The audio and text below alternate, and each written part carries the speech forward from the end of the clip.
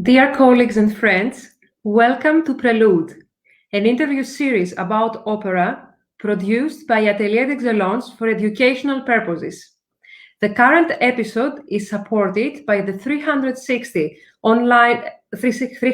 of Opera, online blog and community, and its founder, Miss Eugenia Fortezza, participates in today's episode as a guest interviewer. Our guest for today is one of the most talented and versatile young artists of the classical music scene, or, according to the Financial Times, an artist who simply has everything. South African soprano Miss GOLDA SCHULTZ. Welcome, GOLDA. Hi, GOLDA. Welcome, GOLDA.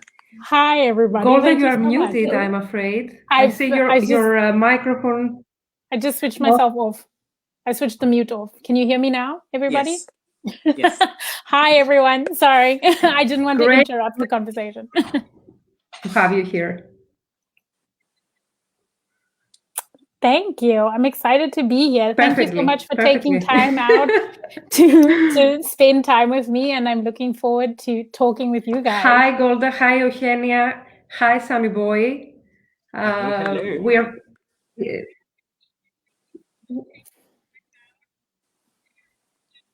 Oh, I'm sorry. Maybe there's a delay. Yeah.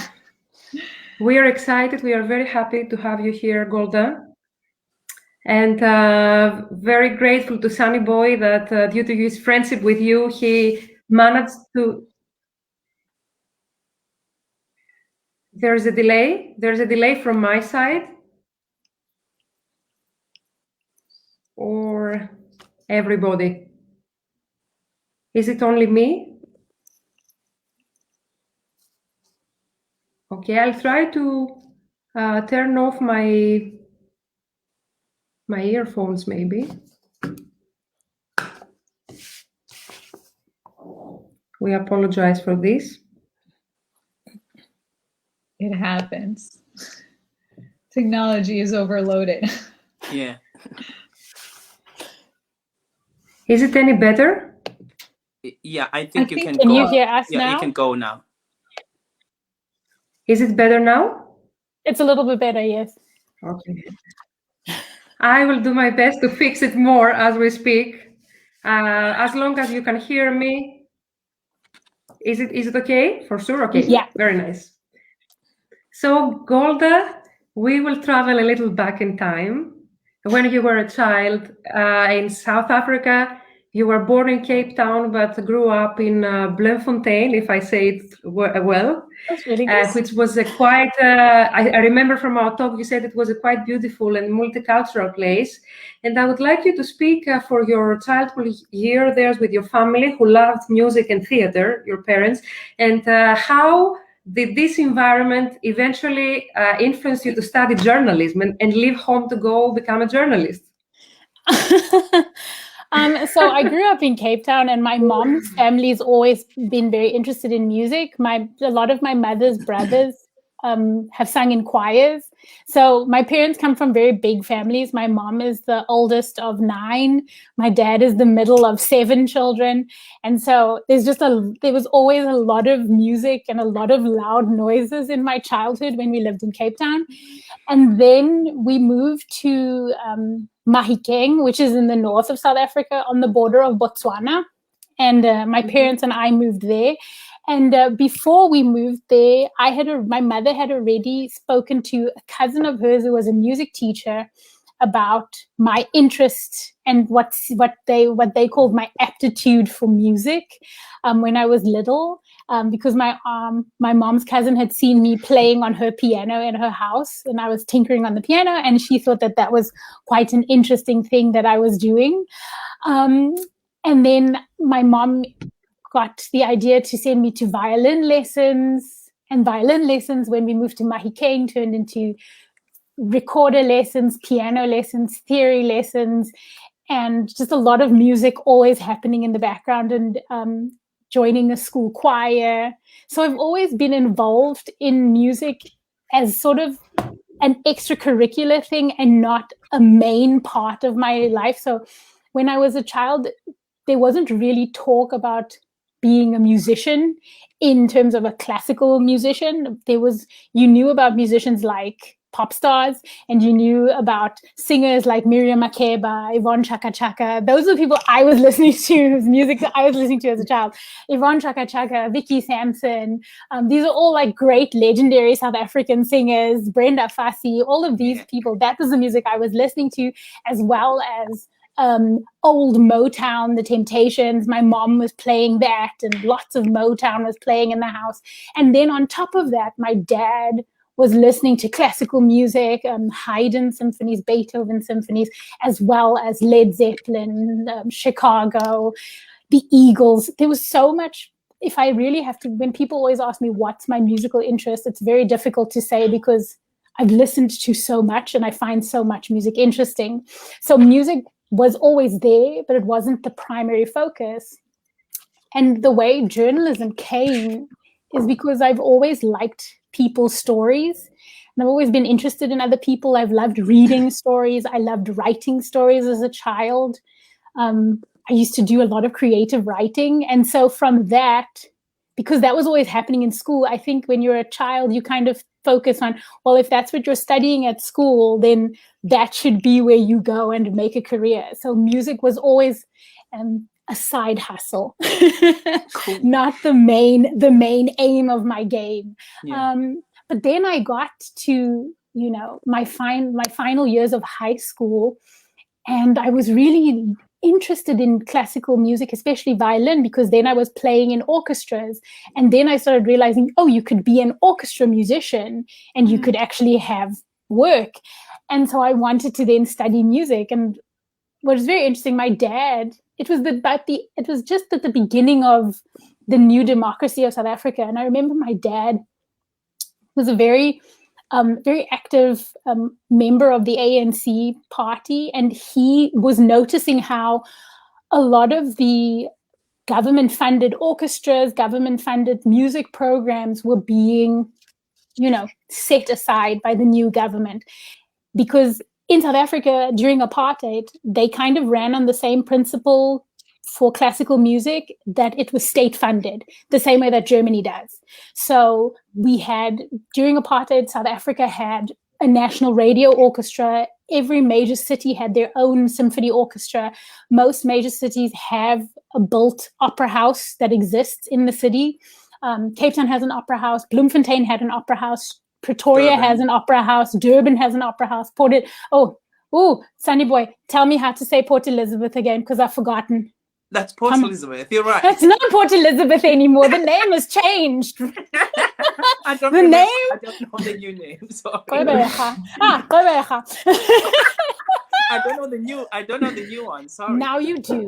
So every major city during apartheid was getting state funding to have orchestras, to have opera companies even, but they were all white. They were all white companies. And so when apartheid ended, the ANC-led government said that they needed to remove money from that kind of thinking, because we needed to integrate the country more than deal with keeping orchestras up and running. So what's happened after apartheid is that orchestras have now gone into private funding and gone into an NGO sort of system, the way that most other orchestras function in the rest of the world, like America or even the UK to some degree.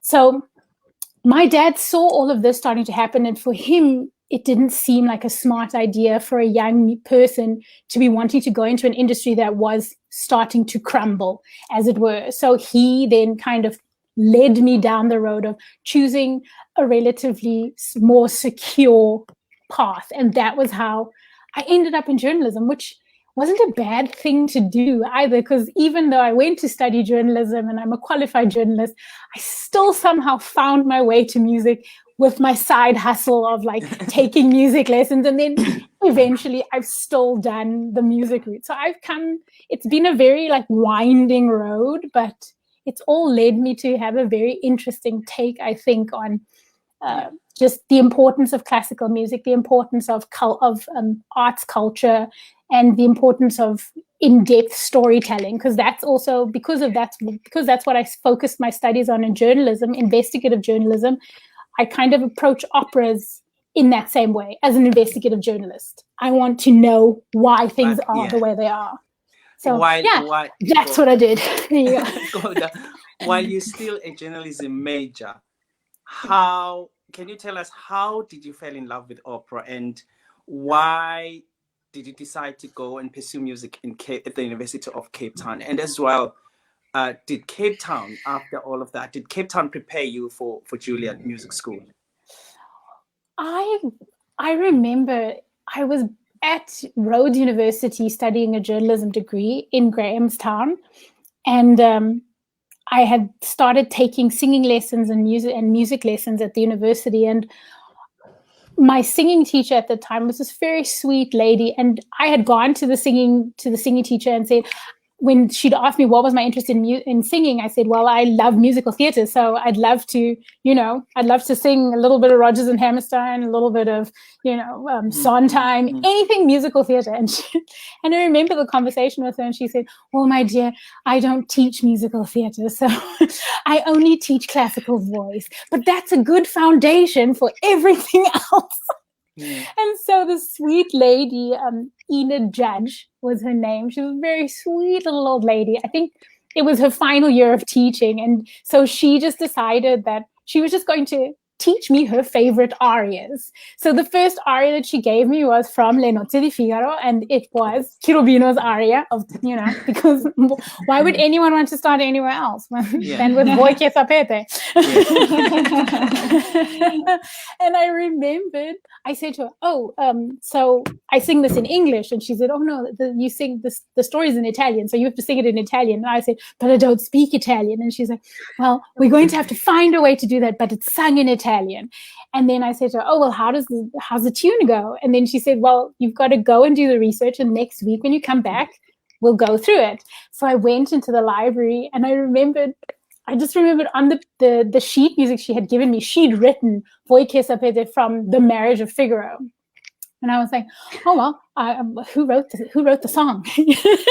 And I was like, and I went into the library, and I went to the head librarian, and I was like, so I need to find a copy of the CD of the song, Voi che sapete. I just need to know who wrote it, and if it's from this show called Marriage of Figaro. And so the head librarian, she didn't give me a CD. I don't know why she didn't let me listen to a CD, but she made me listen to an LP, a long play record. So if you're not au fait with how records work, you either have to know exactly where the song is so that you can like skip to that groove in the track, or you just have to let the whole thing play. Yeah. So I didn't know where Voi che sapete came in the show. So I was like, oh, guess I'm going to have to listen to the whole thing. And then I remember the librarian saying, she was like, oh, but Voi che sapete is in the second act. And I said, oh, great. Awesome. So I flipped it, second act starts playing, and I'm just like listening. And the music that's playing is not the music that's on my sheet music. And I was like, okay, maybe it comes later, but I just have to listen. And I started hearing the clarinet solo of the prelude to Porge Amor. And then I heard Kirita Kanoa's voice. And I remember being so struck by the beauty and the absolute sheer sadness of what she was going through, even though I did not understand what she was singing about in that moment. But what was so striking is that I was stopped dead in my tracks even to try to understand. I was stopped from everything about what I was listening to was stopping me from even looking at the translation. It was forcing me, not enforcing, but it was drawing me in to just be in that moment with this voice. And that was just such a gift. And from that moment, I fell in love with Kiri Takano's voice. And then I was like, and then I remember I went to the librarian and I said, does she sing the Voi Sapete in the show? Because I like how she sings.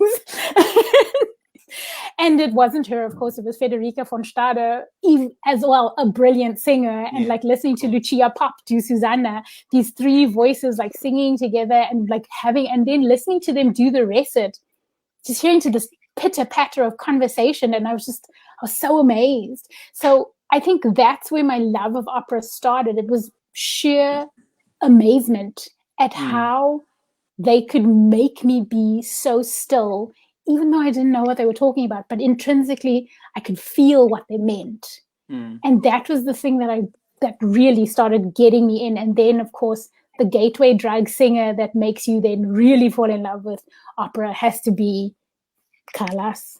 Yes. And then once you discover Callas, then it kind of just explodes your brain in a way that I don't think a lot of other singers, other than maybe Corelli and Leontine Price, are able to do in my imagination. And that kind of discovering Takanoa, discovering Callas, discovering Caballé, those voices, and just the way they even if I tell you that these are some of my favorite singers to listen to, I think it's quite clear to you that they're very distinctly different women. Number one, their interpretation of characters is distinctly different, but there's absolute sheer beauty in everything that they choose to do. And that for me has always been what draws me to opera, is that I'm drawn to these distinct performances that just draw you in and hold you. Yeah. So that's how I became a fan of opera. And then that fandom turned into this need to see if I could do even like 10% of that. And just in the search to be 10% as engaging as Callas. And I don't even think I ever reached 10% as engaging. I think I'm like 5% as engaging on a good day. And like when I'm like really struggling, it's like 1.5. I'm like 1.5% as engaging as Callas. And so in trying to seek to understand how these different women have been able to draw people into stories, that has drawn me into stories. And I went from that and wanting to figure out how to do it, despite having, practically debilitating stage fright at the beginning when I started singing lessons, had horrible stage fright to the point that I fainted after singing, like out cold on the floor.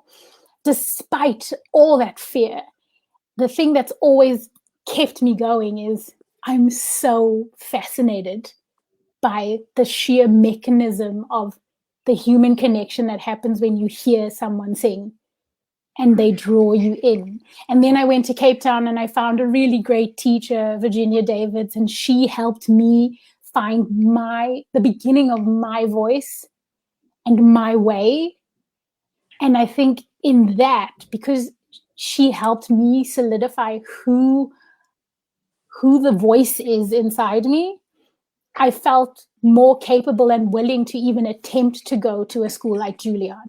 Because I think going to those kinds of schools like the Guildhall in London, Juilliard, the Royal Academy even in London, or other schools in America as well, when you go at an undergraduate level, I think it's so difficult to sometimes understand who you are as a performer, and to not even a performer, but to know who you are as a person, and that who you are as a person is absolutely 100% the core of who you are as an artist. And I'm really so grateful that in South Africa, I learned that.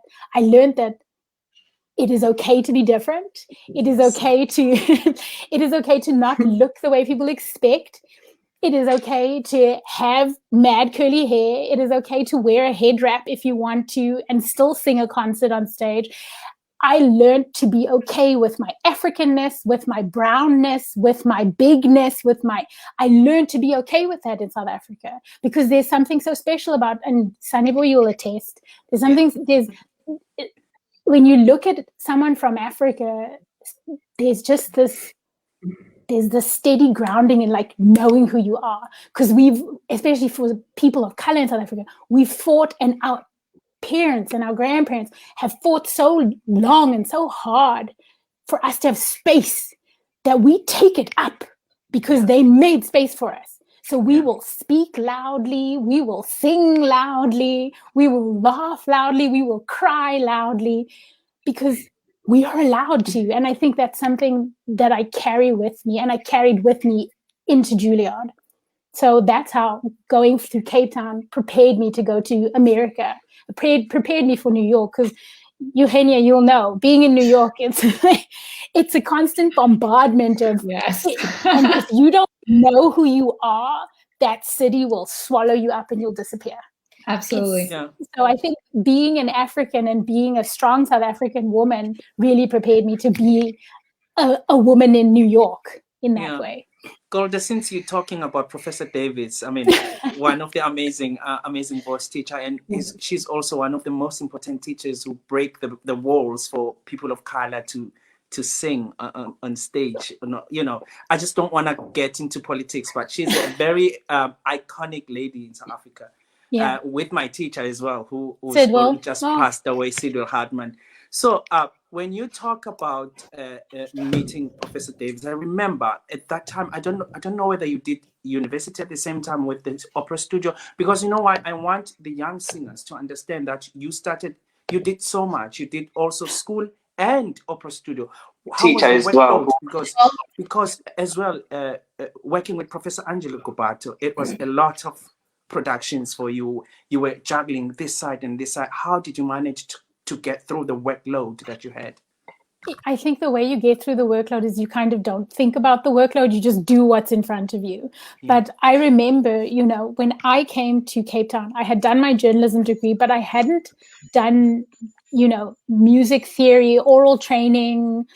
The music theory I finished in high school. My piano training, I also finished in high school. But then when you got to the music college in Cape Town, you know, there was oral training, diction classes. My Virginia sent me to actual German language classes, which weren't at the music school. They were on another side, they were on another part of the campus. So I was traveling between the levels of campus, as well as, you know, in my second year of my studies at UCT, I then got into the opera studio at Cape Town Opera, and then I was doing concert work with Cape Town Opera, singing for sponsors, doing all kinds of gigs for them, as well as freelance gigs that my singing teacher had organized. So you know, Easter is a big time to make money for anybody, because it's that Handel time, it's that oratorio season. You know, Christmas is that oratorio season. So like, you know, I was constantly busy learning music as well, and at the same time consistently feeling like I was behind every one of my classmates, because I hadn't done music for 4 years straight. I had done something completely different. So every time that I have come to a new school, you know, it happened at UCT, it happened at Juilliard, I've always felt like I'm the person that's behind the class, and that I have to catch up so that I can be where everybody else is. So I've always had this, I don't know if it's an internal need, but I've had this internal clock and fire that's just been pushing me forward to make sure that I stay on level with other people. And what I've only recently found out is that it wasn't that I was always on level with people. It was sometimes that I was pushing myself past what other people were doing, but I just wasn't paying attention, because the voice inside my head was going, you're behind, you're behind, you're behind. And I think when you're a young singer, it's good to have that a little bit. Just that little bit of drive to just keep you going, so that you stop comparing yourself so much to other people, because you're just so busy. What Virginia taught me very, very early on was like, don't focus on what other people are doing. Everybody's working on their own thing. What you can do, some people can't do. What they can do, you can't do. So work on what you can't do, be glad for what you can do, and don't pay attention to anybody else. That's it. That is how education works. That is how improvement works. The only reason that you look at other people was something that I learned from Maria Callas. She used to, when she was a young student and she had just started in Greece, she was studying with them. I think it was the teacher Hidalgo, and and they were allowed to sit in on all their classmates' lessons. And she would sit in on every single lesson if she could. If she didn't have another class, she would sit in on someone else's lesson, even if it was the worst student in the class, someone who couldn't sing to save their life, but they were there. And she said the reason she did that is because you can learn something from even the worst. Even if it is learning what not to do, that's learning something. Yeah. And so I took that, I think I took it into my head and I took it to heart, that every opportunity that I had to learn, I couldn't waste. Because I came to opera late. I came to studying opera at the age of 19, 20.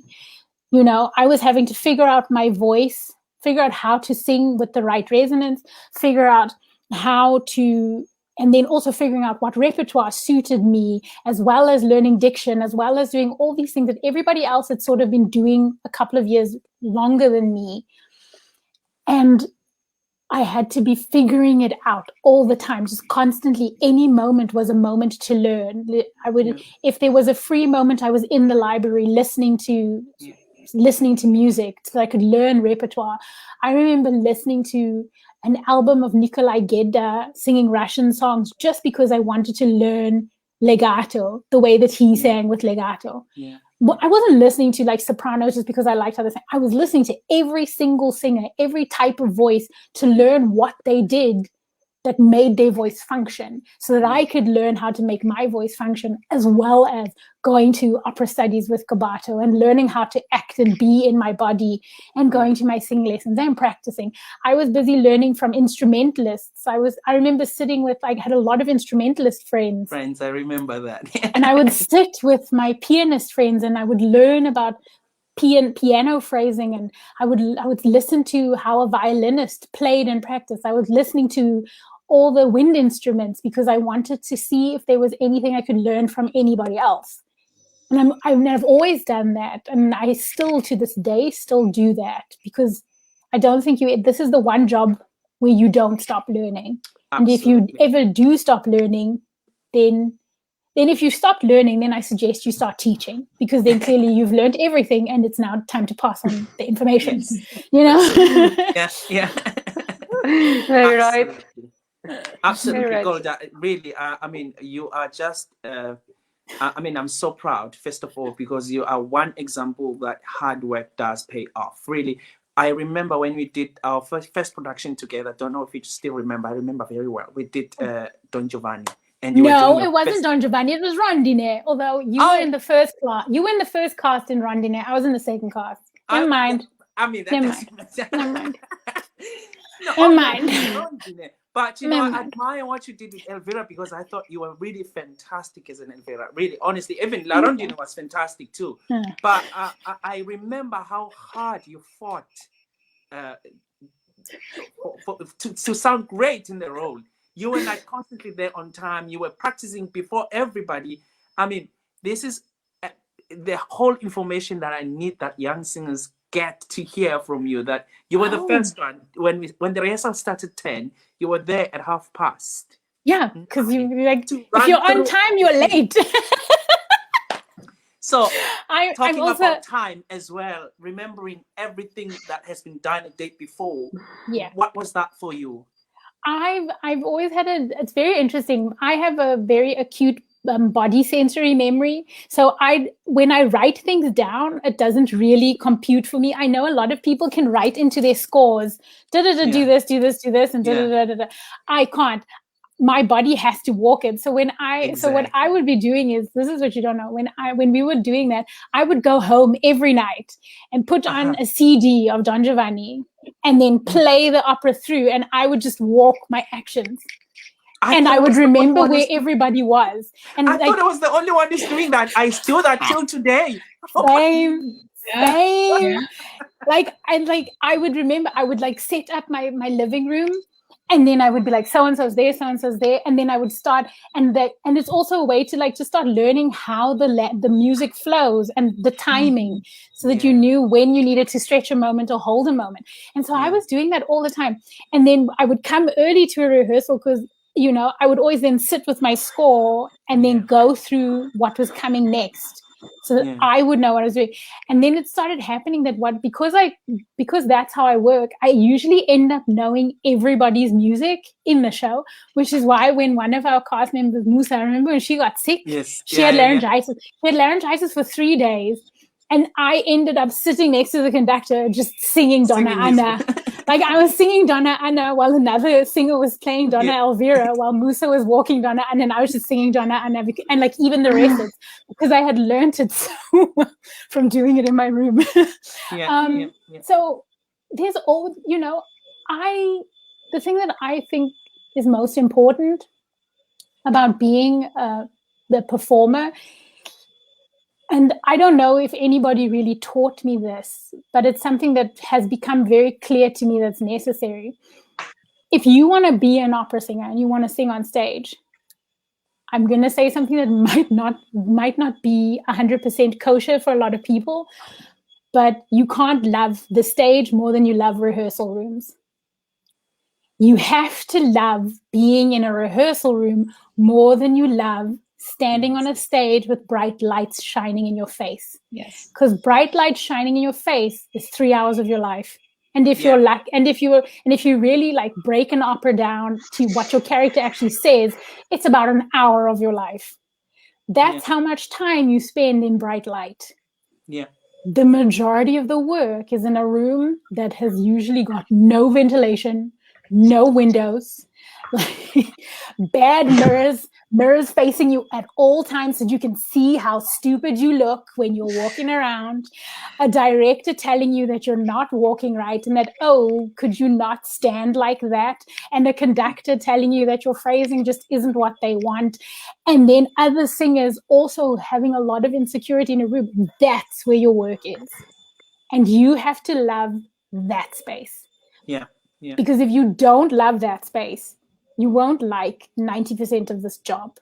Because 90% of this job is a practice room and a rehearsal room.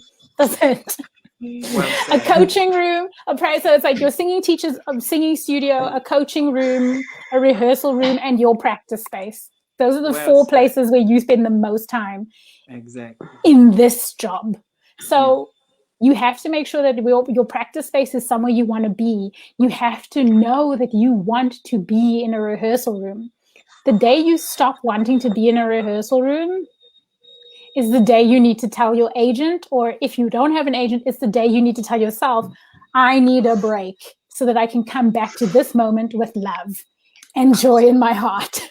Because if you don't come back, it's been so interesting, this pandemic, the thing that I've been noticing so much from so many of my colleagues, everybody's been writing how much they miss the rehearsal room. Everybody. So few people have said, oh, I miss standing on stage with those lights and that makeup. Of course, that's fun, but that's not what we miss. We miss playing in a room with other people and arguing about an idea, or, you know, telling a conductor, I'm sure that's what you want, but I can't give it to you. And then smiling and just going like, sorry, I don't sing like that. Or looking at a director and going like, you want me to what? Why? Stand on my head while juggling balls and singing an aria? Okay, I'm going to have to go and think about how to do that. It's about that negotiating and balancing of how things work. That's where the work is. So that's always been the thing that's been the exciting thing for me, and that's been the saving grace, because I've come all the time from, like I said, from the first day I heard Kiri Takano sing, I've come from this place of fascination and wanting to understand and wanting to know why and how. I want to know why and how more than I want to know who and where and what, you know? So Golda, how exciting was New York for you? You found yourself miles away from home for the first time, and you were at this mythical place, Juilliard. How was Juilliard? How was living in New York? Oh my gosh. So when I remember finding out about Juilliard, I thought Juilliard was a made up school for movies.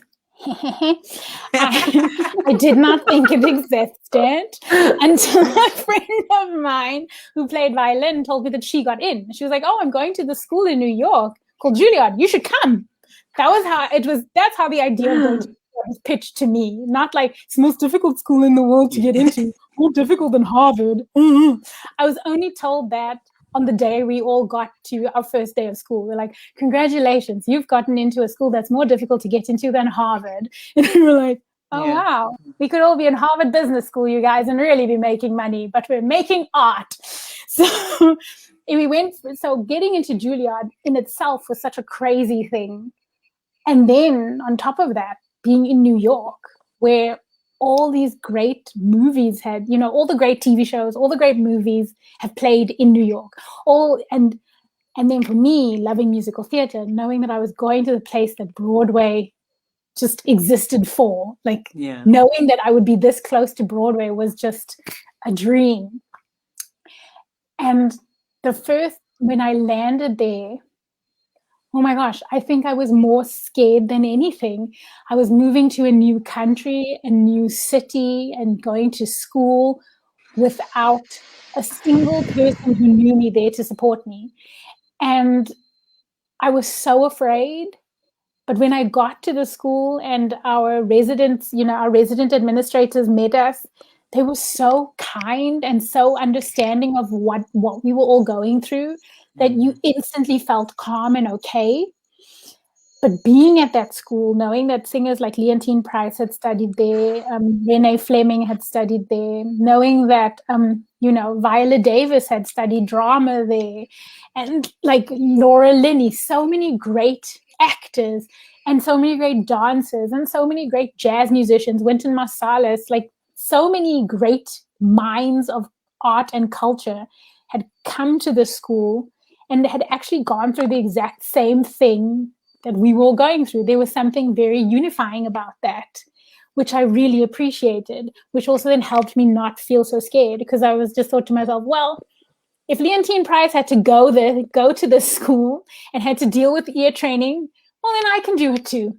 And if Renee Fleming had to struggle through, content analysis of musical harmony, then I can do it too. Yeah. Like I'm no better than these people, and they're no better than me. They struggled, so do I. And I'm struggling, and that's okay. And I think knowing that helps you kind of to understand that everybody's journey is a gradual ascent. Yeah. There is no journey that is just 0 to 100. Even if you look at someone like Anna Netrebko, who paid for her way through conservatory by cleaning the floors and cleaning toilets and being that kind of person, and sitting and listening and watching other people sing, and like being at a theater, or like Maria Callas, sitting and listening to every singer in her studio.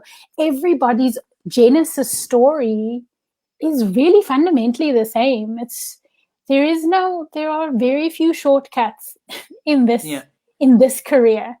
Yeah. And the people that have shortcuts, I haven't seen those shortcuts have long longevity. Yeah. There's a need for consistency. And someone always says, there was someone who quote a phrase, a breakout performance is 10 years in the making. A star being born happened a decade ago, and has been happening slowly but surely. So when people say like, "Oh, you weren't there, and then one day you were just a star," it's not true. Mm-hmm. I mean, even if you look at someone like Priti Yende, who is by most people's standards was what people would consider like a crazy breakout star. Yes, to the rest of the world, when she won Belvedere and she won almost every competition she entered. But for us in South Africa, you know how hard she works. Yeah. We knew the decades of hard work that have mounted up to the star that was born. Absolutely. And I think it's important to know that. And so that's what being at Juilliard did for me. It helped me to realize that everybody has to start somewhere, and nowhere starting anywhere is not wrong. Yeah. So you can start at the tip of Africa without an idea of what opera is. Yeah. And you can still find your way working in Germany, in Austria. You can start, at the bottom of Spain, and you can find your way to America. You can start in Brazil and find your way all the way to the Bolshoi, because it's a question of how consistently you want to work at it and how consequent you want to be with the work that you put in. Yeah, that's the thing. After graduating in Juilliard, after graduating in Juilliard, what you moved to Germany? How did you end up in the most important opera house in Germany, Bayerische Staatsoper? If you can tell us a little bit more about your journey in Germany, from New York to Germany. How I got to the Bayerische Staatsoper was quite a funny story. It was the final year of my degree at Juilliard, and so everybody's auditioning and you're applying. Everyone tells you you've got to apply for young artist programs or fest contracts or find an agent. And I didn't feel ready to find an agent. I was like, oh God, no, I don't think I can. And I felt what I had learned at Juilliard and what I had learned in South Africa. So what I had learned in South Africa was to find my voice and to be very strong in who and what my voice is. Mm-hmm. At Juilliard, what I learned was how to give my voice space to play. And then when I say space to play, it's how to be dramatic and to make dramatic choices with my vocalism, with my acting, like actually how to be an actor, to be a completely rounded artist. But when you learn all those things, you still need somewhere to try it out. So in my brain, what I was thinking is I need a place where I can test out some of the theories that I've learned at Juilliard and the theories that I've learned in South Africa. And I need a proofing ground where I can try things out to really start to figure out, this is who I am as an artist. This is the GOLDA SCHULTZ package. And so I decided I wanted to do young artist programs. And I decided I was going to apply to like 6 of them. And, as one does, you apply to thousands and you hope that someone gives you an audition. And I was in the process of actually applying to the Staatsoper in Munich when I got an email from the head of the vocal arts department, Brian Zieger at Juilliard. And he was at the time also the head of the Lindemann program at the Metropolitan Opera. And the Bayerische Staatsoper had sent over the head of their opera studio to listen to some of the singers from the opera studio at Lindemann, just to see if maybe they might be able to give them some work in Europe. And on this morning, while I was sitting doing my student job, this email comes through to me and says, Golda, someone's pulled out of their audition. They're not feeling well. The audition slot is in 40 minutes. Do you want it? And we're just going, well, I get off work and like the next 30 minutes, that gives me 10 minutes to pick up my stuff and run across to the Met. And I was like, sure, I'll do it. And so I asked my boss from my student job, please let me out of my job actually 10 minutes early. So instead of 10 minutes, I had 20, so they could at least like try to warm up. And I had my little audition outfit, put it on, ran across the street in my winter jacket and my boots, and like had my shoes in my hand, had my sheet music ready, put my shoes on just before I got there. And they were like, oh, they're running a little late. And I was like, oh, great. I've got like 5 extra minutes. Let me wipe the sweat from my face. And I remember I walked into List Hall where they had the audition, which is the chorus rehearsal room. And I'm walking down the stairs, tuck, tuck, tuck, tuck, tuck. And I'm passing the guy from the opera studio, and I'm like, hello, thank you so much for taking time to see me. And he was like, oh yeah, it's lovely to meet you. And then he thought I was still the other person. I was like, oh no, she's sick, so I've taken over her slot. I hope that it's okay. And he was like, well, let's see. If it's a bad audition, then it's not okay. And I was like, oh great, yay. And I remember I had my glasses on, and one of the people always say, don't sing with your glasses on if you're a woman. And so I remember, because I have really bad eyesight, so I can't see very far. And I remembered I'd given my sheet music, and I was like, hi, my name's GOLDA SCHULTZ, and I'd like to start with Kill Bell Sonia from La Rondine. And he's like, oh, lovely. And the reason I also do it is because that intro gives me a chance to just breathe, because this is lovely, like piano. So I was like, So as that's busy, as the pianist like looks at me and I was like, yes, you can begin. I like standing there and she starts playing and I realize I can see all the way to the back of the room. Oh my God, I'm still wearing my glasses. And as the piano is playing, I'm just like, glasses off. And started singing. And I still remember the guy from the opera studio said that was the most hilarious thing that he had ever seen because it was done with such flair. I was just like, I'm about to tell a story. Awesome. And I remember they took a DVD, so he made a video recording of that. And then I never heard anything. Like it was November and then I didn't hear anything. And I still went to London and I auditioned for the Jetty Parker, got to the final round. And I totally messed up the final round. I cracked up in my aria on stage singing in front of Tony Papano. I think it has to have been the worst audition that I have ever done in my life. I had to start the aria all over again because I was like, it was terrible because I was so nervous. And so I didn't get into that. Yay. And then February comes and I get an email from Brian Ziegler again saying, so the people from the Bayerische Staatsoper would like to know if you could come to Munich to sing a live audition for the head of the opera house. And I said, that'd be really great, but I don't have any more money for flights and visas. And so he said, so then the opera company wrote back and said, we'll pay for your flight ticket. If you pay for your visa, we'll get you here. You just have to find a place to stay and pay for your visa. But all we can do is pay for your flight ticket. And so I was like, well, the flight ticket's the most expensive part. So yeah, sure, let's do that. So I had to get a visa. And then I remember I had an Irish friend who knew an Irish girl who had been in the opera studio, who was still in the ensemble, Tara Erot. And my friend Naomi O'Connell said, I'm going to email my friend Tara and you're going to sleep on Tara's couch. And I was like, oh, yes, sure, I'll sleep on a stranger's couch, whatever.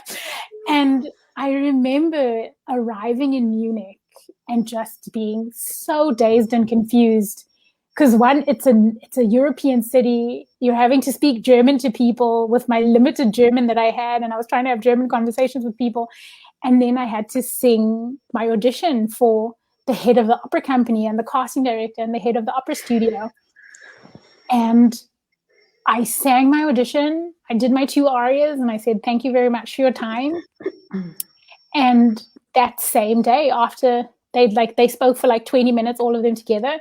And then I remember the head of the opera studio said, oh, could you just come with me to my office? And I was like, it's really fine. If I sucked, you guys can just say just it. tell me.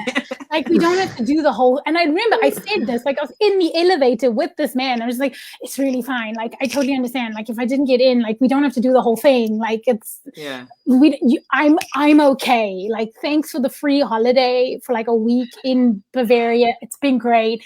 I really appreciate like all the effort you guys made. Like no hard feelings. And he was like, would you please sit down? And I was like, yeah, but if it's just going to be we don't want you, like, it's just easier if I just go. And he's like, we're trying to tell you that we want you to be in the opera studio. Do you always talk this much? And I was like, well, yes, when I'm nervous. And so that's how I got into the opera studio. And it's just kind of been like that since then. Like every time I have an audition and if it goes well, I usually end up talking a lot after auditions. Yeah. Even now, I'm talking a lot, as you can hear, because I get so nervous about like awkward silences that I'm just like, oh God, they must hate me. So I'll just talk, keep talking until someone says, get out, that's how I did that. And then they were like, no, we want you to stay. But and then I remember he still said, but if you don't want to be here, that's also an option. And I was like, no, I want to be here. And I thought I was such an idiot. I played my cards so badly because I just said to him, oh, no, I want to be here. No one else wants me. So, yeah. And I just remember him looking at me like, wow, this one just TMI. No filter. That's how I got into Munich, and I think they still regret that decision to this day. No, I don't think so. No, Sunny Boy, we said the same. No. But Golda, there you had the wonderful opportunity to perform some things on stage and learn a lot of stuff. But also, I remember from our discussion, you had a very wise strategy in terms of finding your agent? So you said, I'm not going to finish from here without getting the right management that works for me. So how did you do this? Oh gosh, I think that a lot of times people don't realize that as a young singer, as much as other people are in control of your career, it has to be led from you. So the people you associate with, it has to be an active choice. If you're just associating with people just because they're the ones who are coming to you, a lot of your career is not going to be within your control. And that also means that the end of your career won't be in your control, because other people will tell you when it's over. And I've always thought to myself, I choose when I leave a party. Like I make sure that people want to invite me, but I choose when I leave. So I've got to set my life up so that I can choose what I do. And so I got into the opera studio, and I remembered I got into the opera studio, and my goal after the 2 years of being in the opera studio was I want an agent, because if I don't get into the ensemble in Munich, I will have to do freelance work. So I need to be ready for whatever options open up. And so in every opera studio, they're always letting agents listen to you. But very, very few times does that actually lead to you getting an agent.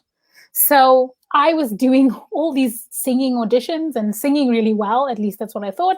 And people seemed to like me, but nobody was saying, oh, we'd love to have you on our roster. I sang a lot for people from IMG. I sang for a lot of people from Cami. I sang for so many agents, and nobody actually seemed to want to sign me. And so I thought to myself, well, if nobody wants to sign me, then this means that GOLDA SCHULTZ is going back to South Africa very soon. Because that was also my thinking. Like, if I don't get an agent and I don't get an ensemble job, then I got to go back to South Africa, and I've got to use my contacts to get into journalism. And then we know that this situation is done. And so I sat down and I was like, well, what's the best way to get ahead in anything? You need capital. So capital implies either you need financial capital so that you can sustain yourself while you're busy looking for something, or you can build your own brand in that way, or you need social capital. And social capital implies that people like you. People like you enough to invest their name in honor of you getting an opportunity. So people like you enough to risk their own reputation for you to get ahead. And so I realized I don't have financial capital. That's plain to see. I'm an opera studio member. We don't make a lot of money. But I do have social capital. At least I think I have social capital. I've worked really hard in this opera house. All the roles that I've done, everybody's told me that I've acted extremely professionally. The theater's always given me more responsibility every time I've stepped on stage.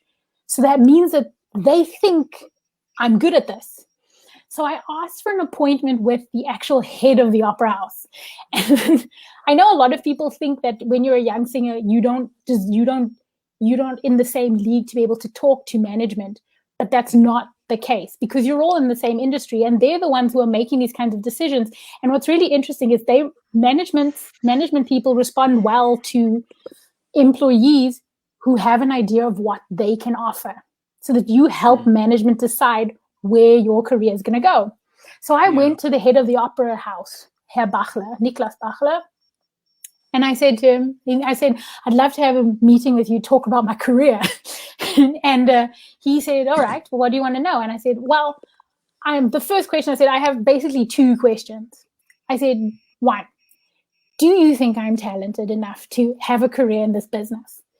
And then he said, well, I wouldn't keep you in this opera studio if I didn't think you had the potential to have a career. And I said, well, that's great. And I said, the second question is related to the first question. So I'm glad you answered that positively. Because the second question is, would you be willing to stake your reputation on me getting a career? And he said, how would you like me to stake my reputation? I said, I need you to write to the agents that you think could be the best to represent me and tell them that they're idiots for not being my manager. And that's what he did. He risked his reputation and he wrote to 3 agents that he thought would be a good fit for me. And 2 of those agents wrote back to me and said, well, Bachler says that we should talk to you. He said they've sent us some clips of you and we'd love to be in conversation. I was like, excellent. And that's how I got my manager. I got my manager that way. I got my manager because somebody staked their reputation on me. And I sang an audition for her. I sang an audition for her assistant, actually. And he and I had such a great rapport. He went to the head of the vocal arts division at Harrison Parrott, who are still my agents to this day. And he staked his reputation. I remember that my current manager, Shirley Thompson, she called me and she said she had never heard him talk about a singer the way he had talked about me. He was excited. He was determined that they needed to sign me. And that usually what happens is, the way that it usually happens is, the assistants will listen to someone. They'll suggest that the head of the vocal division listens to them again, and then they decide to offer. But she signed me without having heard me herself. Oh, because wow. he believed in me so much. He staked his reputation on me. And that's how she signed me. And when you know that, what's so important about that story is that what you have to understand about an agent is that is a person who will spend the majority of their career staking their reputation on you. So it matters. It matters that they believe in you, because that's the agent that you want. You want an agent who is going to be your biggest fan and your fiercest gladiator in a room. And the only way that they're willing to do, they have to stake their life, their bread and butter on you being able to do something. So that's what I mean. That's what I did. I used the social capital that I had around me, and that's how I got to where I am, I suppose. Mm-hmm. Awesome. If I may, you had also guts, Golda, not just social capital. And at this point, I would like to hear Eugenia's beautiful voice. She has been silent up to now, but now, Eugenia, it's time for your question. Yeah, so The 360 of opera question. Yes, so some of the questions I had, we already covered. It was about your career and your identity, and how that helped you. So I think I would like to jump actually to your work with Opera for Peace. And if you can tell us a little bit, like, as an ambassador, what you've been doing with them, what's coming up, and talk about this idea of the social responsibility of the artist. So how I got in touch with Opera for Peace, the foundation started basically as a platform for social change and the social movement. And that started, I think, in 2019, they began. And they had, at first they asked me, would you like to be an ambassador? And I said, well, what am I going to be an ambassador for? What does this all mean? And then what they told me, which was really so fascinating, is that we're trying to create a space where you as an artist can use your art to push your own social and political agenda, because we are all political beings, unfortunately. What I always tell people is, if you think that politics is not going to affect you, you're very wrong. Politics is an extremely personal thing, and I think people of color are very well aware of that. People from colonial Africa, we're extremely aware of how personal politics can get. So what Opera for Peace has done is they've given me a platform to really think about what are the things that are important to me as a person, and how do I think that opera can help to bring about some sort of change in that way. So what's important to me as a person is being able to see other people who look like me on stage, not just on stage, but in the rehearsal room, in the orchestra pit, in administration. That's what's important to me, because if there are people who look like me in those positions that make decisions, it means that it becomes less likely that racial bias can really have such a grip, and that sizist bias can have a grip in our industry. So what Opera for Peace has done, it's been helped me to understand what my actual work has been able to do, that I've actually been doing it for such a long time. By merely existing, I've been an activist. It's a very strange thing to think of yourself in that way, but because there are so few singers of color that are represented in the media, and so few, like, let's not even get us started on musicians and instrumentalists of color, and people who look different, and this side of white. And so that's been the main thing. So when I've been working with Opera for Peace, what I've been trying to do is I work predominantly in South Africa, and what I do is whenever I'm there, they help me to set up masterclasses where I get to talk to young singers trying to enter the industry about how they can have access. What I then also do is whenever I'm in, what the organization has also done is it also gives me kind of the backing that I need to be able to speak to theaters and to administrators in theaters with the backing of the movement and the organization, because they can set up meetings and they can start to prime people for the conversations that I think are necessary to have. So it's twofold how I'm using the platform and how that I'm being an ambassador for them. Right now, the next thing that I'm trying to do is I'm currently working with a former colleague of mine in South Africa to work on how we can, because what we've noticed is like even this, lots of people are having education happen online. But what's problematic in the South African context of online learning is that Wi-Fi is problematic. Data packages are problematic. So people don't have access to free internet. So even though this is a great platform, the chances of it being able to reach a South African audience are quite limited unless they have live in a really good area, have a really make a good living, and can have open Wi-Fi in their home. Lots of South African families live on data packages with very limited data allotted to live streams. So that's impossible for them to even watch. So that kind of thinking is that, well, so my friend and I, we're trying to figure out how we can bridge the gap that is the lack of data to allow people in South Africa, especially young musicians, access to information that could help them in building their career even further. So if we could help them with learning how to manage online sites, to better use the streaming platforms so they can then upload their own content and therefore try to make a living that way. That's another way that we can help them to build the industry in South Africa.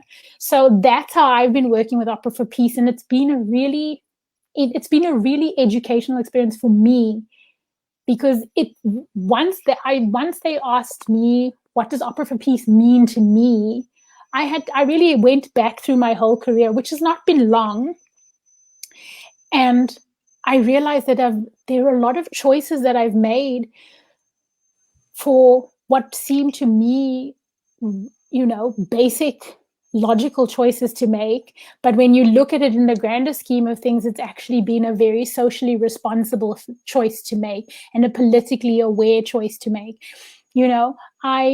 Very early on, I said I didn't want to sing Porgy and Bess right at the beginning of my career. It was really important for me that I sing ingenue roles like Sophie, like Pamina, even a role like Contessa in Notte di Figaro. These roles that are quintessentially considered white skinny girl roles, if you want to put it that way. And the reason it was important to me is because I want to make sure that young girls of color can see themselves in these stories.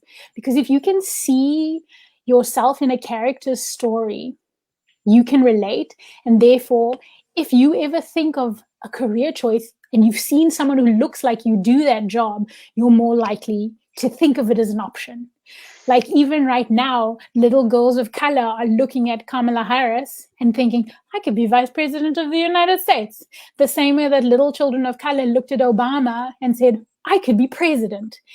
It's exactly that. We need representation because representation sparks imagination. When imagination is sparked, social change can actually happen. Yes. Because if you start focusing on individual moments like that, individual metrics, that can really spark real change, because that is a change that is driven internally from the individual out based on the inspiration they've received. So that's how I've been working with Opera for Peace. And I'm really excited. I'm really excited with everything that it is potentially opening up even further, even more.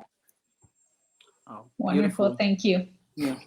Wonderful. Also, I just want to add, Golda, that I really admire Opera for Peace. We've had a chat with Yulia as well. Wonderful people, and their job is really amazing, really out of the world. And for you to go out there to just fight the fight that will never end.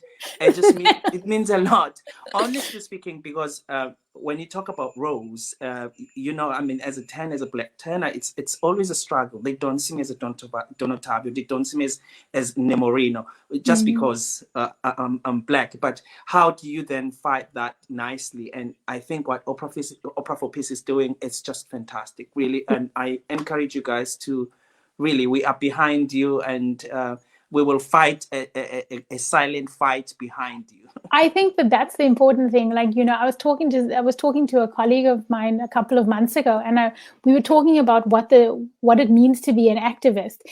And what I have learned from the South African struggle through apartheid is that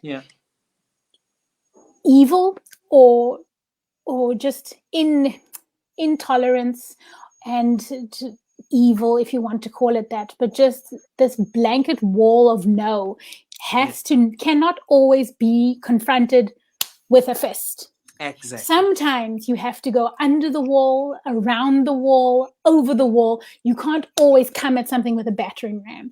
So what I mean by that, in terms of how we need to come about with our move for social diversity and for racial diversity within classical arts, is that it's not always a loud screaming match. Sometimes it is just having one conversation with one person consistently and working on that one person to start changing how they see things. So when you're talking about roles, it was so like, as much as, and I can tell you right now, I got so many no's. When I first wanted to sing Sophie, so many people said no to me. They were like, oh, but you know, your voice, it's more of a Marshallin, and like your look is more of a Marshallin. And I was like, what's that supposed to mean? Like, because I got boobs and a butt, like that makes me a Marshallin? And I remembered, I just kept saying no.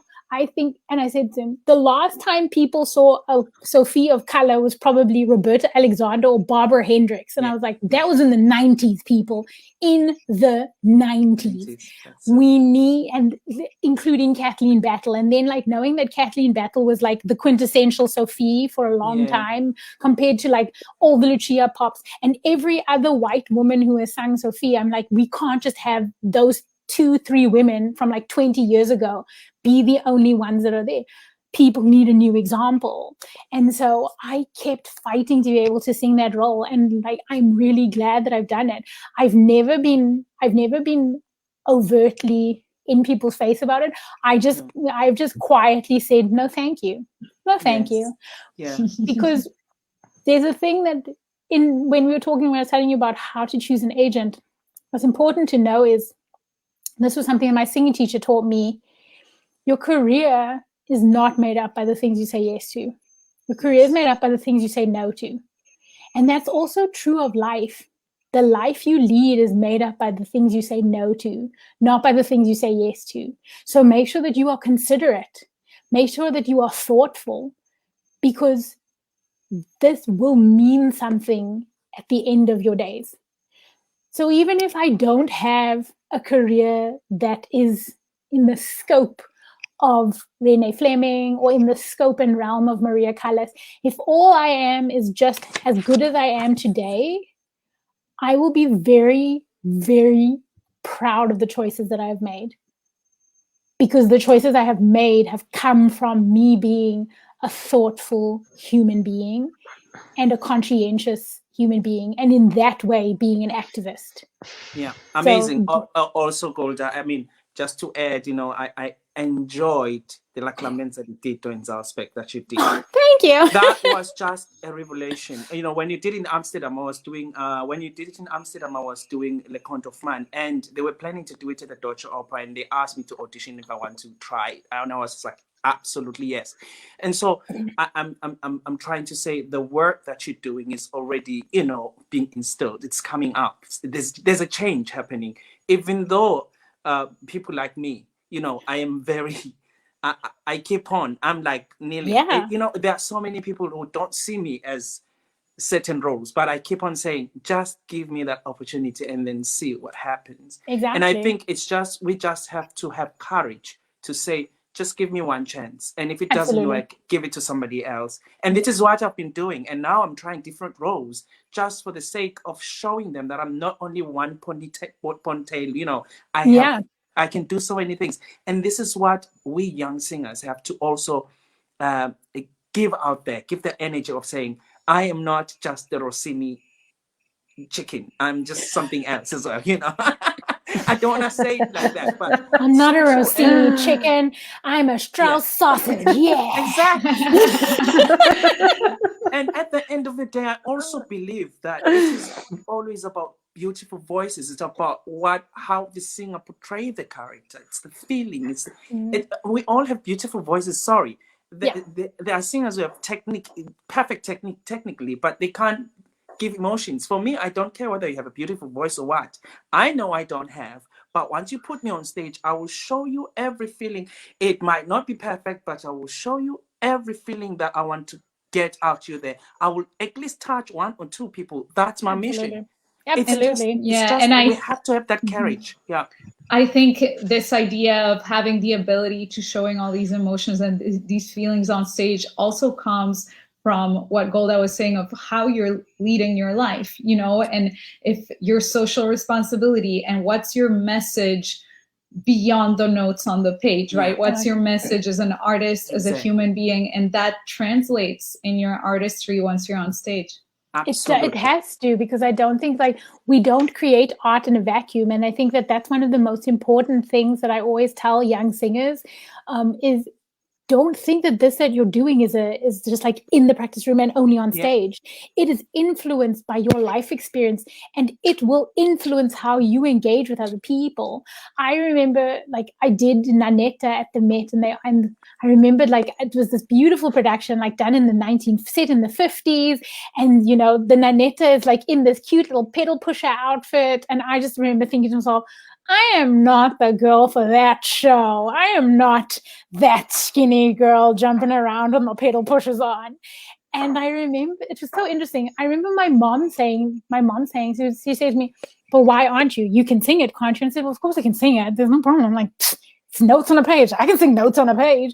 But I said, but it's the playing of this girl. And she said, and then as I thought, and she asked me to think about why it was such a problem for me to play that role. And it became very clear to me that it had to do with my insecurity as a big girl. That when I was a teenager, no boys were flirting with me or looking at me. And they were all going for these beautiful skinny girls. And I had built up a complex that I couldn't be a pretty young thing. And then the first time that I had seen a big girl win a cute boy was watching, you know, Hairspray and watching Stacey get the cute boy at the end of the show. And I just remember thinking well, if she can get Zac Efron, I can get someone like Zac Efron. And that was the thing that got me. I was in my 20s when I saw that, and it had such an impact on me. And I thought to myself, well, if that happened to me when I just watched a movie, imagine if someone comes to an opera and a girl of color sees herself getting a cute boy, or a big chubby teenage girl sees someone who looks like her, who reminds her of herself, being happy in her body. And as much as I feel awkward and completely conspicuous and out of my depth in this moment, if it helps someone else feel brave and feel like they can, then I will endure this hour and a half of being uncomfortable so someone else can be braver in their life. And so that's what I did. So that's also how I've done things. It's sometimes I have to do the thing that scares me, because I know that if I do that, someone else might feel brave in their actual life. And for me, it's just an hour of my day, but for them, it's a lifetime of change. Yep. Yes. Golda, amazing. I mean, we have so many questions for you, but I'm just gonna go to the last question. I can talk. I have to so leave, guys. Yeah. No, I want to please keep going. Sure. Thank you so much, Golda, for all. I mean, your story and just all such inspiring message that you have, and And thank you for being with us today. Thank you guys for having me, and please keep going. I'll just scoot out. Thank you so much, Eugenia. We love you. Thank you so much for your time as well. Thank you, guys. Thank you so much. Thank Bye. you. Bye. Eugenia. Thank you. Eugenia, thank also 360 of Opera for their entire support with Prelude in this interview. Of course. It's Have our a wonderful pleasure. day. Thank you. Have a wonderful Bye-bye, day. guys. Ciao, ciao. Bye. So the three musketeers The stayed three here. musketeers. Actually, Golda, before we go to the last question, I want to speak about repertoire because we have so many young singers. You know, this is the most important part we didn't touch since we're not in a hurry. Now, I want to ask you about repertoire. Did you always know what repertoire you wanted to sing? Did you ever have a struggle? What is your advice to the young singers? Oh, I think at the beginning of my career, I just really sang whatever I liked.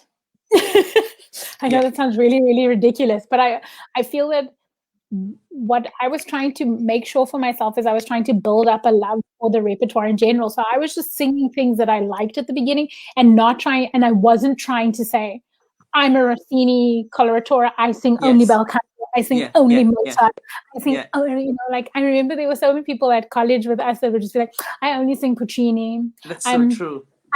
I'm a Verismo. That's all I sing. And I was like, that's very limited. If that's all you sing, like you're just gonna sing Mimis and Rodolfos, and that'll be it. Yeah. I don't think I could do a career of. But I also know that for me as a person, I get bored really quickly if I just do one thing. Like so I tried everything. I tried a little bit of Handel, and I figured out, I can do Handel, but I don't like Handel, so I will sing Handel if I have to. If somebody says to me like, this is the only way you're getting paid, I'll be like, okay, I'll do it. And then I tried some Puccini, and I love Puccini and I love Verdi. But at the same time, I also had realized but when you're starting out, the best thing to do is to not push your voice too far, too fast. Because one, then it means that you're stuck singing a specific kind of repertoire for the rest of your career, which was, like I said, going to be really boring real quick. Yeah. And two, could also potentially send you into vocal distress way earlier in your career than you really need to be. So I tried the Puccinis, and I do enjoy Puccini, and I tried some Verdi, and I do enjoy Verdi, and I tried some bel canto. And I don't really enjoy bel canto.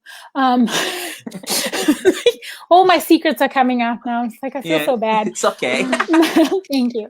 And then I, but what I found is but I also know that everybody's voice has a natural leaning.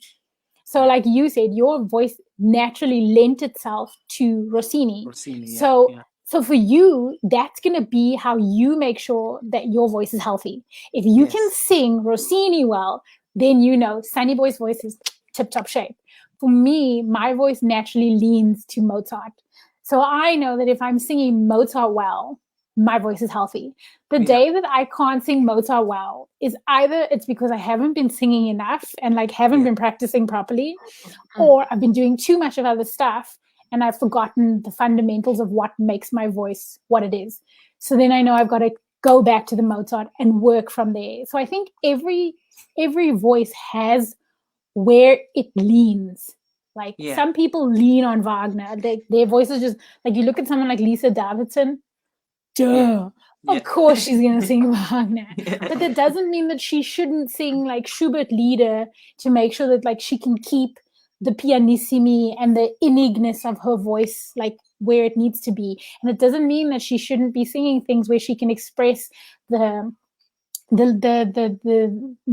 other side of her voice, the quiet and the smallness of her voice. I mean, even Birgit Nilsson, Wagnerian soprano of note, she sang Donna Anna's and Queen of the Nights to warm up. So I think in terms of that's how I think about repertoire. It has to be when you're thinking of repertoire, it shouldn't just be you thinking, oh, what sounds good in my voice? That's not the first question. The first question I always I ask people is, what's the stuff that excites you? Because if it excites you, that means you'll be driven to work at it. If you're driven to work at it, you will become proficient. If you become proficient, you will become excellent. And if you become excellent, you will have a career. Kind of it builds up. It's just It's kind of Yeah. fundamentals. It's the fundamentals of success. Yeah. Be excited about what you're doing, because when you're Yeah. excited, you're willing to put in the hours that you Yeah. need to put in. Because like for anybody to be proficient at anything, you need about 10,000 hours. It's so true. So, you know, like guys, we've done 10,000 hours of the singing thing, like Yeah. at least 10,000 hours, maybe like 9,500. But to be proficient at something, you need 10,000 hours. And the only way you're ever going to get to 10,000 hours is you got to have like some excitement, some fire burning that's going to like get you there and beyond to excellence, you know? So that's how I think in terms of repertoire. I think it's got to be stuff that excites you. Your voice has to lean toward it, and it's got to keep your voice healthy. Absolutely. That's the repertoire you start with. Yeah. And then to be an artist, not to be a singer, to be an artist, you gotta try everything out. You gotta sing a little bit of this and taste a little. You gotta taste a little bit of that Wagner. You gotta like pull from that. You gotta scoop some Schubert into your life. You gotta drink from the cup that is Strauss, and you gotta like and bathe. And well, maybe not bathe, like maybe like a glass of champagne that is bel canto, and just sip slowly. Exactly. You know, but you have to like, do that. No, sorry, Maria. Golda, how excited you were to do competitions or not? Did you like competitions? Why do you ask me such horrible questions, Maria? I was not a competition person. I did not get that South African gene of doing well at competitions. I feel like there are so many South African singers who've done so well at competition level. I Not just me. didn't. So Sunny Boy and we did not do well at competitions. No. For me, competitions, it takes a specific kind of person, because a competition it's like being at the Olympics. It's very concentrated, and you have to be so focused, and you have to like work your routine. And I, as much as I work routine, I do like, it's so overwhelming, that stress. And I just couldn't figure a way. Maybe now that I'm older, I could potentially do really well in competitions because I've worked out what works for me and what doesn't. Yeah. But I'm now too old to sing competitions, you know, that's just the luck of the draw. But I think when I was younger, it was all extremely stressful.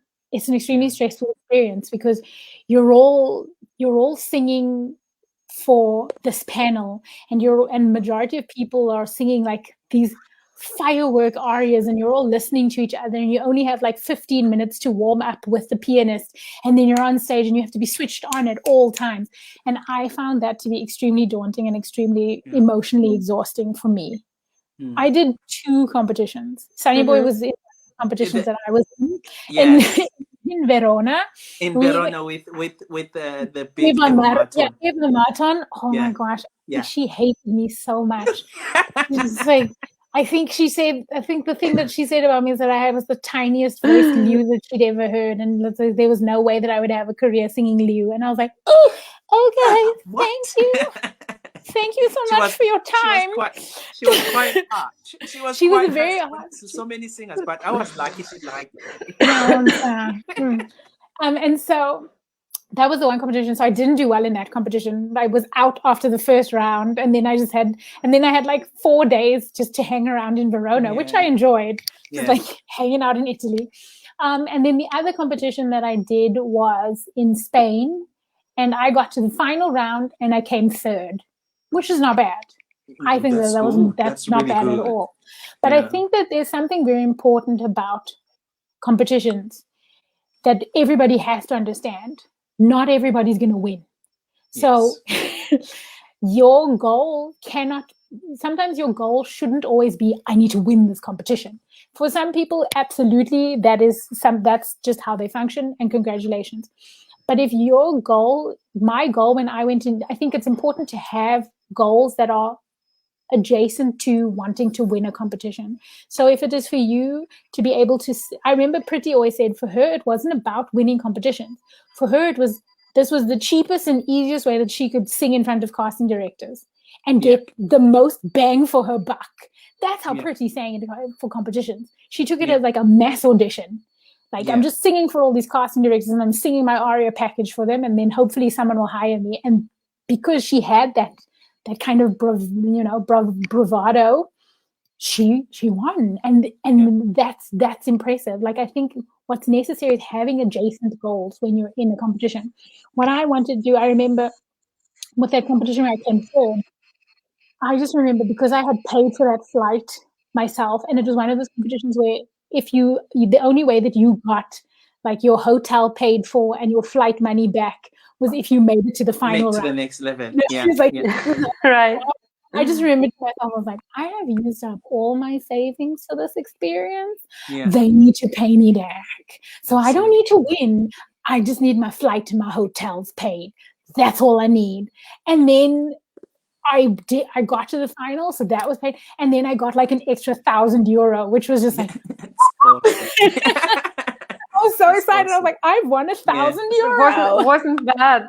That was not was a bad good. Wasn't way. bad at all. But actually, you mean that somebody has to recognize if he's capable of doing that well, because he or she may be able to do something else well. So there is no the same door to get to this job for everybody. There are different doors for different people. Absolutely. I think some people's way is through the front door, other people's way is through the side window. You know, if you want to be in this career, you find your way in, and you use the gifts and talents that you have to make yourself indispensable to the people that are the gatekeepers of this industry. And for me, the way I came into this industry was going the school route. For me, I didn't, and maybe it's because I didn't trust myself enough all the way from South Africa to go straight to Germany. That's why I went to America. But it's not like that route was any easier. I chose the most difficult school to get into, and I was like, I'm just going to go. And like sometimes you also have to have this sense of like, it is what it is. I'm just going to try. And it can't mean so much if it doesn't succeed. There might be another way in. If you don't get into that school, maybe there's another school. Maybe there's a different teacher that you're supposed to be working with. Like I went from Juilliard and then to Munich. And then like once I got into the opera studio in Munich, people would think like, oh, now your career's set. But that's not how it happened for me. I went from Munich, one of the best opera houses in all of Germany, and I went for 1 year to the south of Austria, to one of the smallest theaters in the south of Austria, to go and work there for a year because nobody else was hiring me. So my mom's always said to me, she was like, you go where people want you. Don't stay where people don't want you. Go where people are inviting you and giving you opportunities that will improve you, not just keep you employed. The opportunities must consistently improve you. So go there. Yeah. Even if it looks like the most ridiculous move to somebody out from the outside. For a lot of people, I remember so many of my colleagues going, but you're going all the way from the opera studio in Munich to this tiny theater. Like, why don't you like audition for a fest job in Berlin or in Hamburg? And I was like, well, why should I when they've offered me roles I want to sing and it's a year-long contract? Like, then I can still go and audition at those places, but I can go with like really good roles under my belt. Like, I feel like this would be a better idea, And then I had just signed that contract, and Munich then said, oh, we know that you've got this year-long contract, but we want you to come back the year after that and be in the ensemble here. I was like, oh wow, great. Go where people want you. Go where people want you. Go where people will give you the opportunities that will improve you and make you better at your craft. That's what you do. Yeah. Don't go somewhere just because you're trying to. I know it sounds so counterproductive, but like, don't go somewhere just because you're trying to stay in the scene. Yeah. Mm-hmm. Yeah. The scene is not what matters because the scene changes. The trends change all the time. Yeah. What does not change, the only thing that you can control, you cannot control the scene. You cannot control people's tastes. You can control your creative output. So make sure that your creative output is strong, comes from a place of confidence, and comes from a place of absolute, self-assuredness. Do that, because that will withstand the trends. That will always withstand the trends, because it's coming from you. Golda, Work on you. Golda, since you mentioned the years in the ensemble, you had the experience to work both in the ensemble and as a freelancer. What do you prefer and why? Oh no, that's not easy. I love both of them. I like the freedom. I think it's really tough to say, oh, I love being a freelancer and I hate being on the ensemble, because I loved being in the ensemble. I love the sense of community. I loved the free coachings. Oh, that was nice. Didn't have to pay for coaching. But you know, what I also love about freelance life is I control my calendar more so, and I really control the creative output.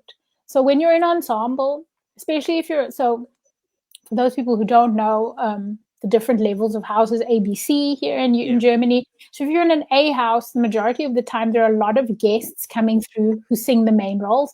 And then sometimes people in the ensemble, we will sing primary roles, but we'll also most of the time you sing comprimario roles. It's just the second string. But the Munich, and then in the B houses, the majority of people in the fest they sing all the lead roles. Yeah. Like Sunny Boy is like singing lead roles all the time. Oh no, please no. I would be like singing Fior di Legge one night, and then the next night I'd be singing Parsifal, Blumenmädchen, Gruppe 2, Zweites Mädchen. That would be me, you know. Yeah. And then the next day you're singing Stimme von dem Himmel in Don Carlos, and no one ever sees your face. And exactly. Night you're just like, you're always doing something. So in terms of learning a multitude of repertoire, Fest is amazing that way. And it really teaches you how to balance art with work. Yes. Because when you're at conservatory, the teachers love to talk about the art of singing and the art of opera and the art of the creative process. But what they forget to remind you is that it's also a job, and that you don't necessarily have all the time in the world to figure out what every line and phrase means. And sometimes you just need to get it done, and having work output that's at like 75% also needs to be okay. And you need to be okay with that. So what I learned in Fest was how to be okay with balancing when I just needed to work and when I was making art, and when it was important, and when I had to find a balance where they come together. That was really good. What's been really fun for me about being a freelancer is that I can really just focus on the music that really gives me joy and that excites me. And I really can choose and say, you know what? I don't want to sing that concert. I know it's with a great conductor and it's a wonderful orchestra, but that's not repertoire that excites me. If they want to have a repertoire discussion and maybe change the repertoire, then I'd love to do it. For me, I remember my first season of freelance, the first thing that I did on my first contract as a freelancer when I was out of the ensemble, I had sung my last performance in the ensemble was Parsifal, Blumenmädchen, Gruppe 1, Blumenmädchen number 1. I finally got to the top of the line. I ended on a high note. I sang Parsifal with Jonas Kaufmann as our Parsifal, and I was like, yes, what a way to end my ensemble career. And the next, 6 weeks after that, after the summer break, my first job as a full freelancer was then getting to sing Mahler 4 on tour with the Mahler Chamber Orchestra, founded by Claudio, and these people are Mahler specialists. So I'm getting to do Mahler 4 with Mahler specialists and Gustavo Dudamel's conducting. I was like, wow. you cannot write this in a movie script. Yeah. And then not only was I getting to do that, but I was getting to talk to Gustavo Dudamel about what the phrases were meaning. And I got to make art and also work. And that was when I just knew for myself, being a freelancer is the career that I want right now. And there are so many things that are good about being an ensemble and so many things that are good about being a freelancer. As an ensemble, you have the security of knowing that you have a fixed paycheck every month. And in a time like now, during COVID, that's a blessing. That's a gift. Yeah. That's a gift that I'm very, very glad so many of my friends have. It's a gift that I don't have, but the other side of it is I get to sing music that I really, really want to sing. And I get to study the music that I really, really want to study. And it's not because somebody's telling me you have to do this because it's part of your contract. Yeah. So there's pluses and minuses to it all. And I think everybody needs to figure out the only way you know if it works for you is you need to know yourself. Absolutely. This whole job is about knowing yourself. Yeah, I can absolutely attest to that, Golda, because I started as a freelancer as well. And then I decided to go to an ensemble just because I wanted to show another side of me, because ensemble was the only place that will make me do other roles that people didn't really realize that I could do them. Exactly. And I am so grateful for Hanover that they trusted me and they believe that I can do it, you know, because that's the most important thing. We can talk negatively about all these things, but, you know, the German system of being in a house helps a lot. First of all, confident, experience on stage, knowing what to do, knowing what to not do, knowing what your voice can do and what the voice cannot do. Because it is just so pointless to go out there and just sing only Rossini and nothing else. It's just, for me, it's just like I'm getting older. What is next for me? I want to sing Donatella. I want to sing the Moreno. I want to sing this. And nobody believes that I can do these things just because they hear this high notes in this coloratura. Sometimes high notes is not, singing is not about only high notes. And so I decided to go to an ensemble. And I have been learning a lot. Really, it's been wonderful. And I just love the system. It's just not because of the pandemic as well, just because for the fact that they trust a man of color to sing those roles. You know what I mean? Do you understand? My yeah. I mean, so that was me too.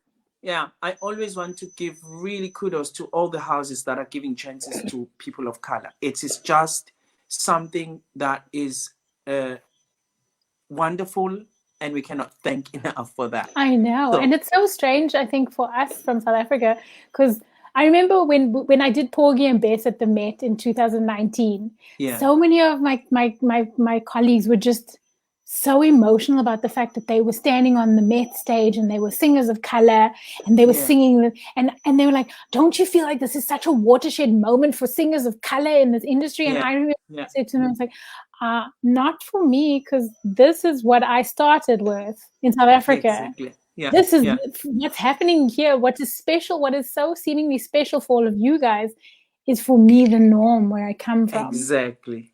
So I think that was it's so interesting, like seeing that and like knowing that here in Europe, it's such a special thing to be a person of color and having to fight for that space. Yeah.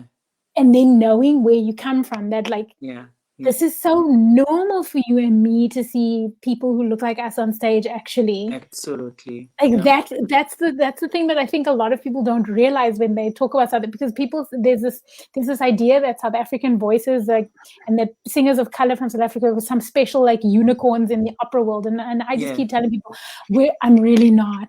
If you would fly with me on the 12-hour flight to Cape Town, you throw a rock and you'll hit like 10 others who sing like me. Like, exactly. I'm really like, when I'm home, I'm nothing special. Even in my family, I'm nothing special. Because everyone in my family is like, what? We all sing in tune too. What are you talking about?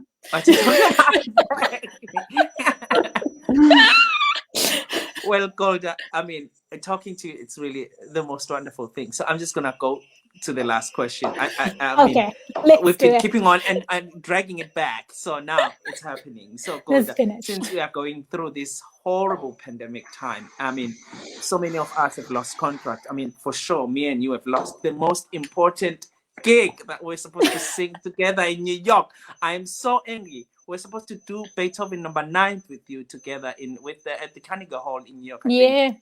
And it got cancelled. And so what is your word of encouragement to all the artists that are going through these terrible times? Of course, freelancers and young singers who are coming up. What is your advice? And if you would like to share, what are your future plans?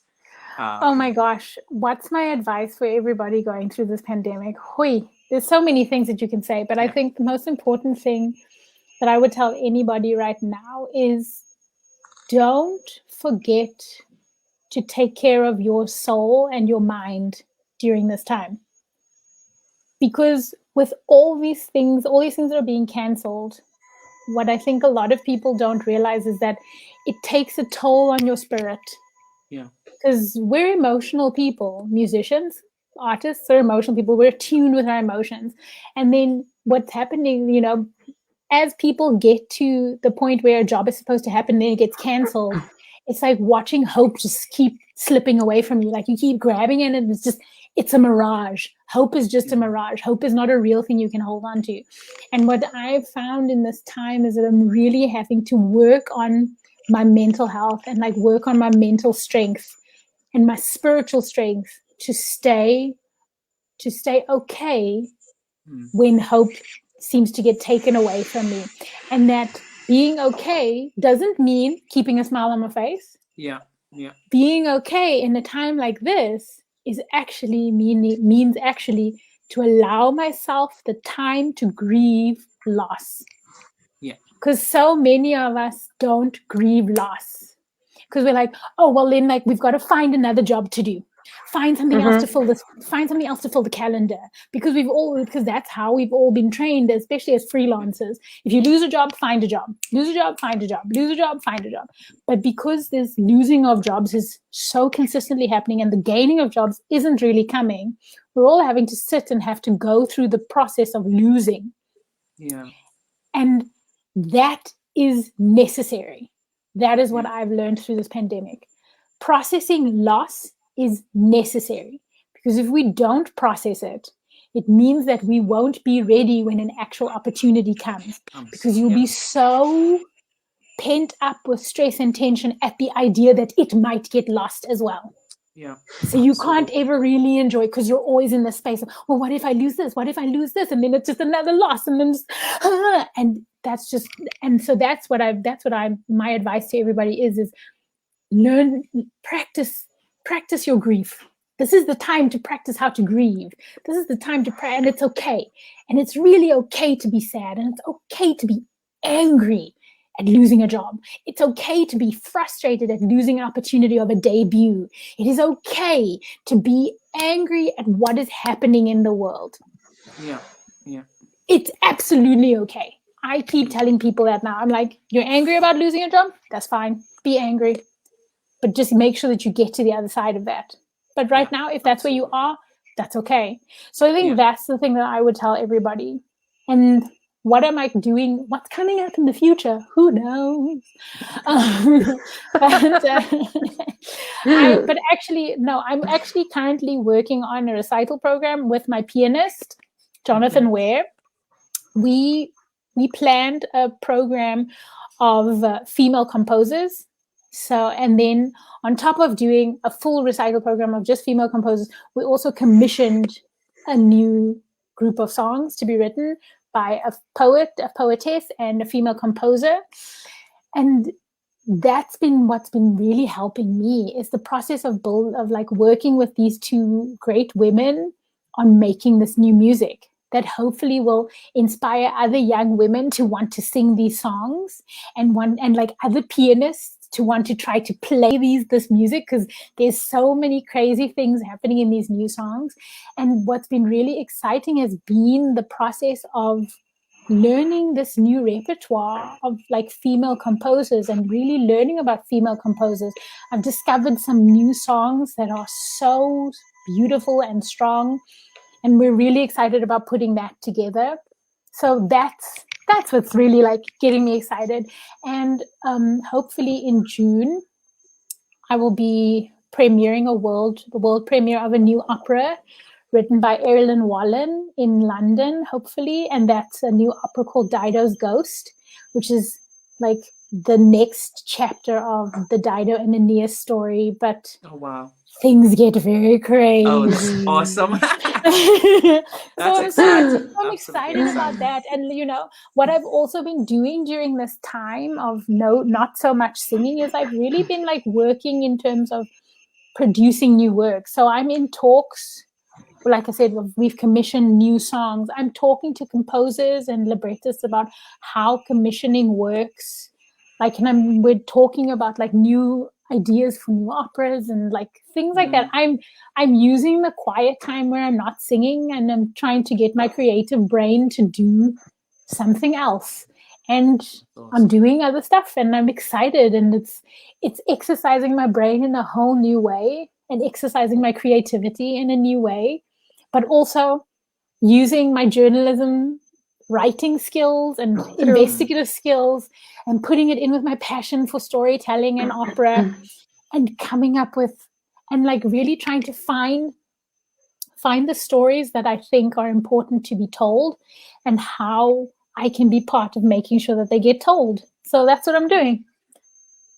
Beautiful. Thank I you. am extremely proud of you, Golda. Really, you, Pumeza, Pretty, all of you guys, really, the South Africans that are doing so well in Europe, I am more than proud to call myself a South African, because it takes so much courage and hard work to be in the European stage. And you've done so well, and all the best and many, many blessings to you. Thank you. Thank you guys so much. This has been such a fun conversation. Yeah. Well, All the I mean, best, Golda. There is no much to be said, because you are so meaningful. You are so full of life and full of creation.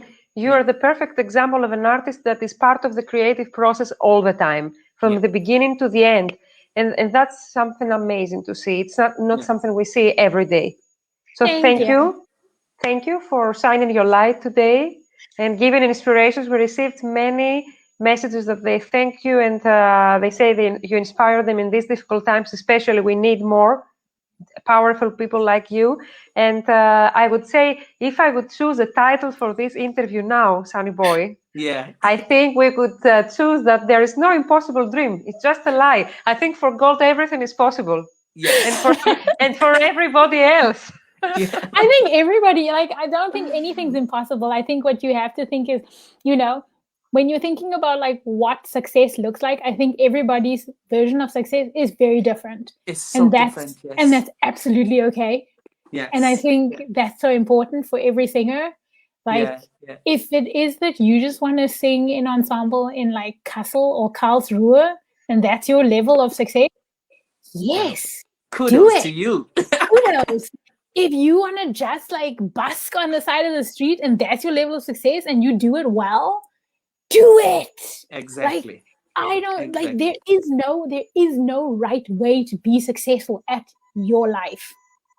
Like, sorry. You see, Maria, I'm not the only one who's positive. So you have Golda here. Absolutely. I have also just keeping positive, and I mean, we're talking about critics being criticized and all this. Sometimes critics are there to lift you up. The negative ones, you take them as a step forward. So positivity, and this is what we received today from Golda, from everybody who's listening there, all our young singers.